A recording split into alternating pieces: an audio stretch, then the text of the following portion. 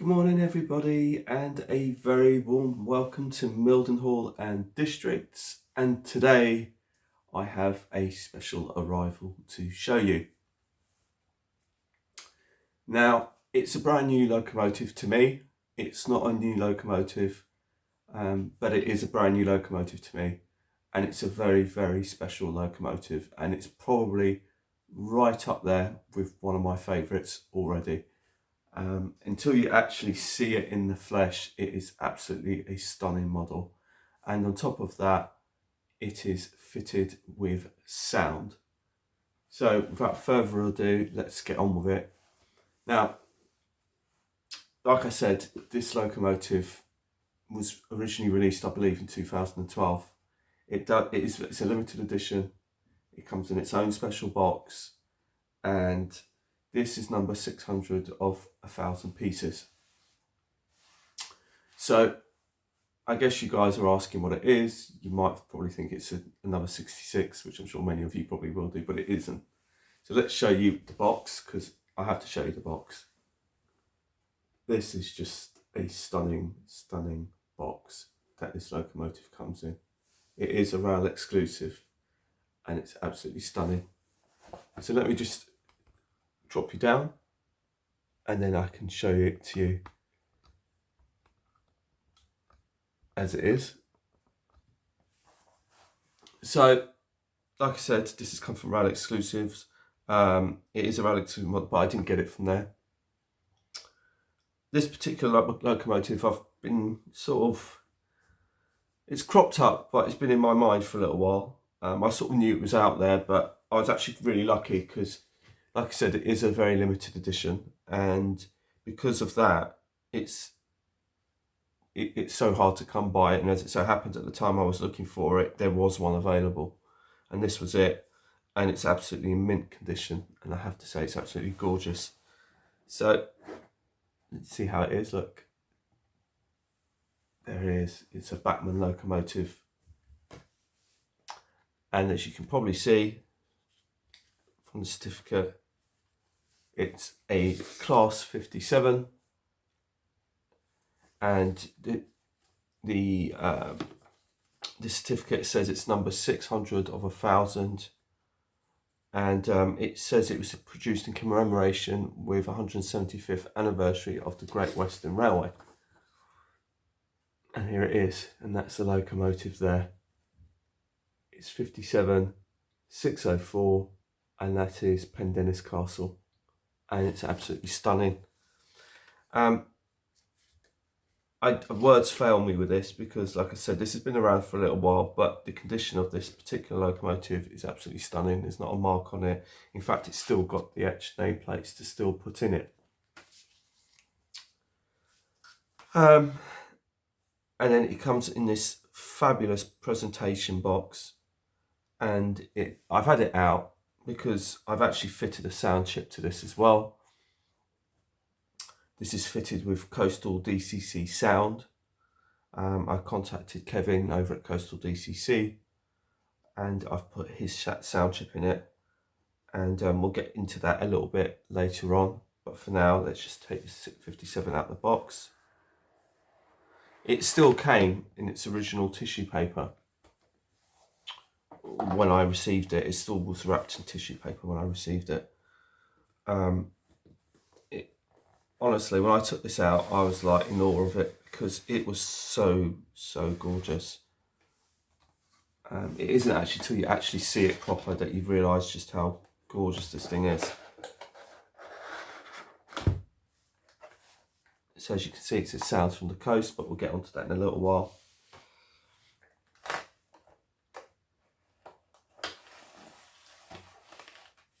I'll tell you what, we'll put all this to one side. That way we just haven't got this, completely unobscured vision. It's still got the detailing pack totally unopened. And there is said 57.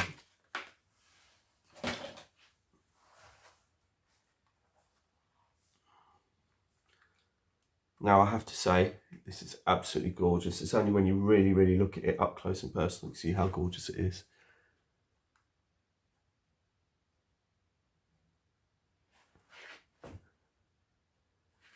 In fact, what I'll do is I'll put you up here because it's probably easier for me to manipulate.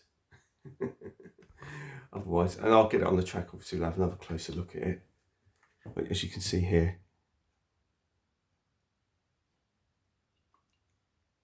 it is absolutely stunning. It really is. I was a bit worried about it because although it's gleaming, you're always worried in case it's come from a collector and it's never been run, and then you're trying to run it and then whether it's seized or had any problems with it. But it was fine. Now look at the amazing thing about this is it's, even the chassis has been imprinted.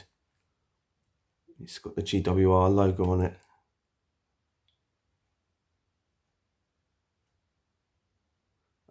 I think it's the other way around, or is it? I'm not even sure, I can't really see. But it is absolutely a stunning locomotive.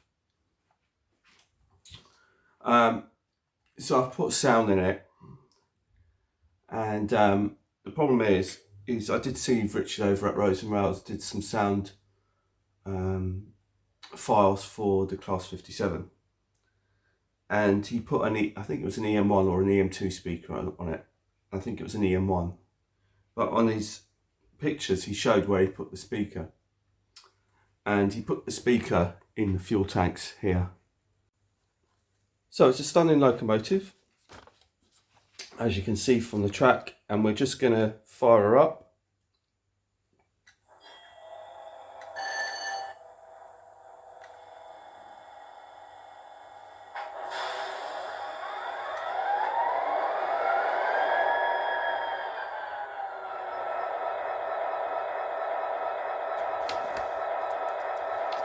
Now, the sound isn't quite as crisp as I would like, and that's to do with the way that the speaker's positioned. If it was positioned within the fuel tanks, it would sound so much nicer. But as it stands, it's fitted here above the just under the fans, and it's just one of those things. I didn't really want to butcher the 57 just to fit a better speaker underneath the fuel tanks, because it just would have damaged it, especially since it's got all the GWR logo on the bottom, so I didn't really want to do that.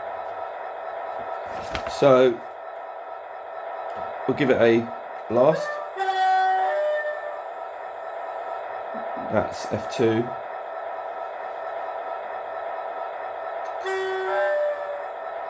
Now apparently there is actually an alternative horn if I want to change the CV setting. And that's the brake release.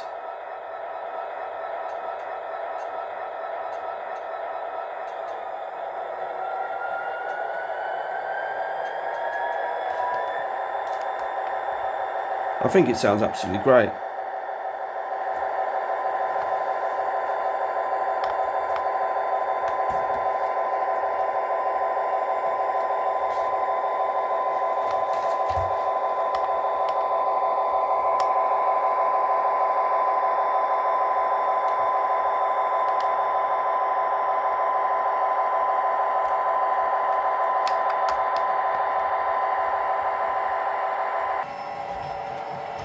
I love it. I think it sounds really cool.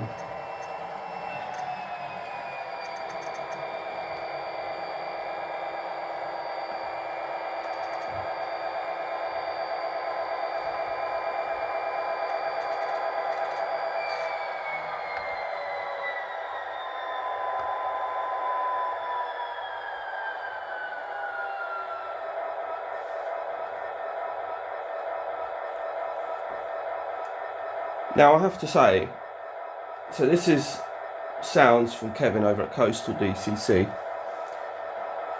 So this has got an ESU lock sound in it, version 5, by Kevin at Coastal DCC. It's got 15 functions to it. and that might not sound like a huge amount, but to be honest with you, I'm actually very pleased with that, because some of my, I think all of my, or most of my coastal sounds from DCC is about 15 functions. And to be honest with you, although a lot of sound chips you do get like 28 sound functions or whatever, it's seldom that you remember all 28 and whether or not you need all 28 sound functions. And to me, I've paid £97, just under £100 for this sound chip. And not only that, but it came originally with a Sugar Cube speaker as part of it. But I actually purchased another speaker that he recommended for this, and that's the speaker that you can currently hear, which is it's not a standard speaker, but it's that size, and I can't remember what it's called. I wish I took a photograph of it, to be honest with you. So for £97, just under £100 all in, I've got a really great sound chip on this Locomotive, which, when you think that these days most sound chips are over £100 plus, this is actually really good value for money with the speaker that I got fitted into it. And it just sounds really nice. So, like I said, we've got the double horn.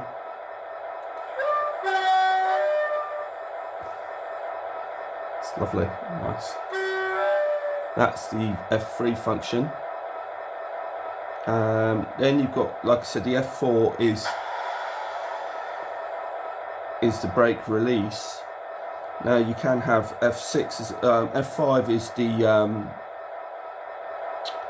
flange squeal, but you sort of use that once the train is moving. So we'll see if we can demonstrate that. F6 is the door slam. So I guess what I'll do is I will, bear with me a minute. So we'll just shut it down.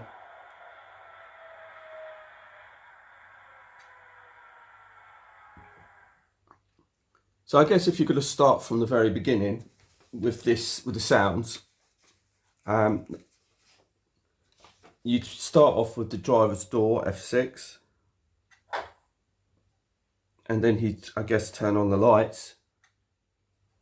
And then I guess what you would do is, now the starting sequence on here isn't automated in the sense that some, I think like Legoman Biffa, have all the AWS and everything like that all partly built in, like my Dapol 68 does. It's all partly built in, but on this one it's actually manual. So you'd probably start off with the priming pump, which is what that is, followed by the AWS bell, and then you'd start the sound up.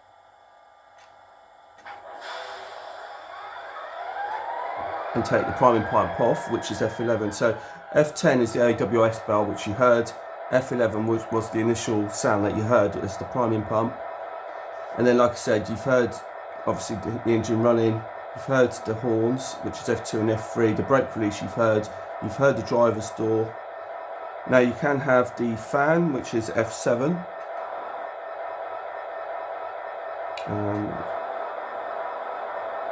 Which you might be able to make out. You've got F8, which is the volume, which you can turn that on and off. Then you've got F9, which is the inertia, which is a feature I really like about this, which I'll try and demonstrate to you. And then you've got the Spirex valve as well, which is F12. So you've heard the AWS belt and the priming pump, but you haven't heard the F12, which is the Spirex valve. And then F13 and 14 are the auxiliaries, if you've got any auxiliaries that you want to add to it. And then F15 is to switch the compressor on and off, I should say. So what I'll do is I'll try and demonstrate the inertia for you and the brake squeal.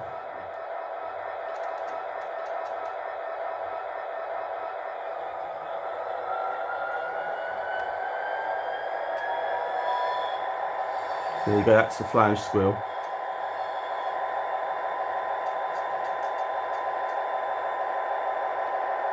Now what I'll do is I'll let it run and we'll come back to it as it comes around the corner. So it's just coming round now, and I'm going to do it without the inertia, which means it will stop naturally.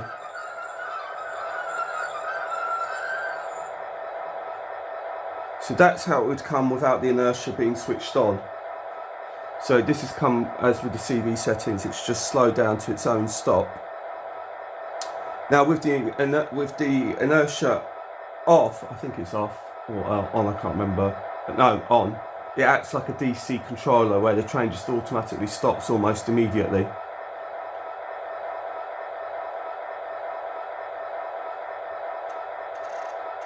So we'll send it around again. And that's, you see how it just took off like that? That's because the inertia is I think it's off or on, I can't remember which way around it is. But basically it acts like it's basically an instant response.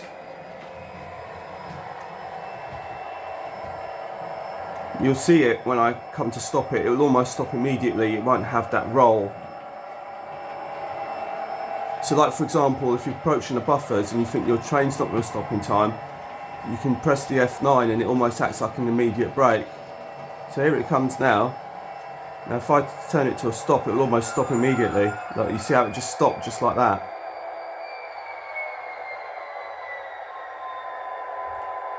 And if I set it off again, you see how it takes off quickly as well. Look, you see that?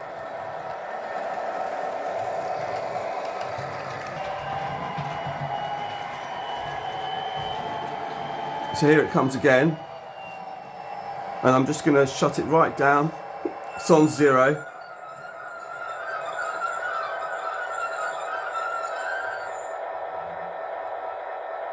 So you can see how it gradually took its time to slow down and eventually it came to a stop. So one more time on takeoff, we'll see it go. And like I said, you'll see how it's got a gradual acceleration.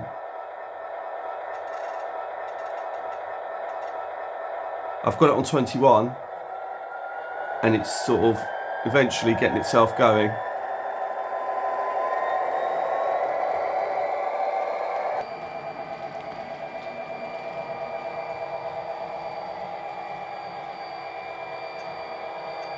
Here it comes.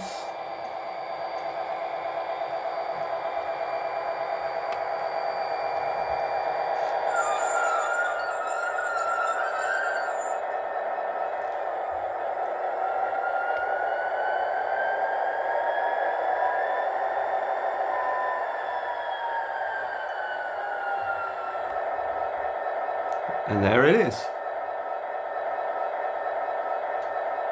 Just shut it down.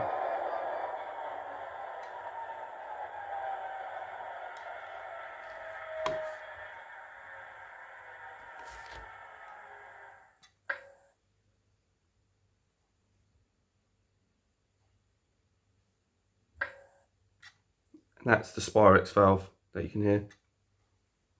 The final sound.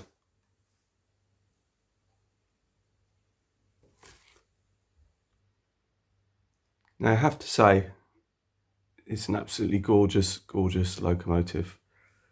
It's right up there with my favourites, honestly. Like I said, I've had it, about a week, and it's absolutely stunning. I'll take you close up close, I'll take you off the tripod. So here it is. I think you can agree it's absolutely stunning. I think until you actually see it in person, you can really, it's just absolutely incredible, this is.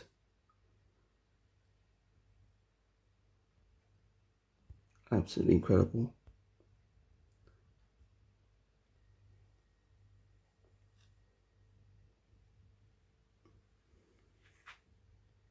So just go and show you the top of it.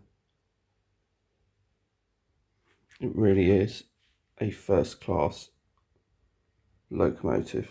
Absolutely stunning. So this concludes the end of today's video. I hope you've enjoyed it, and like I said, I'm super impressed with the Locomotive. I'm super impressed with the sound. Like I said, it hasn't got a huge amount of sound functions, but that doesn't really bother me too much, because I don't want, it's nice to have an uncluttered sound decoder, you know, rather than have sound decoders with like 28 functions and you only use a fraction of them. And I paid just under £100 for this sound chip, so I'm really pleased with that as well, because like I say, I'm not paying for stuff that I'm not using necessarily, is my view of it. So if you are happy or interested in the sound chip, it is from Kevin over at Coastal DCC, and this is it for the Class 57 sound project. I'm super impressed with it and super impressed with the Locomotive. I'm really pleased. I hope you are too. And the next video you're going to be seeing from me is going to be to do with the extension on Goswell sidings as we move ever closer to getting to the fill yard, which is really what I really want to get to, so we can start having some more trains out and try and get a running session put together. So until the next time, it's goodbye from Mill and Horn districts, and take care and stay safe. So bye for now. Bye bye.